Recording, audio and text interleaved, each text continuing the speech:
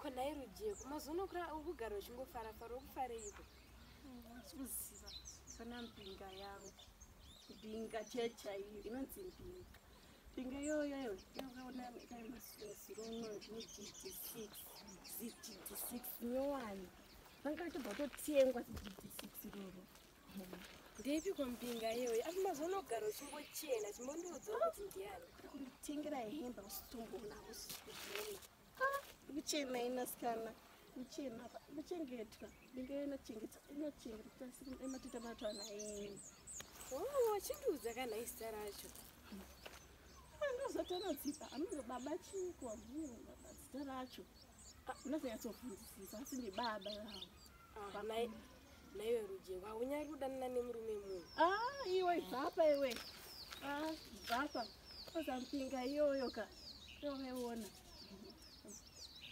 mpinga ine mari yoyo ine mari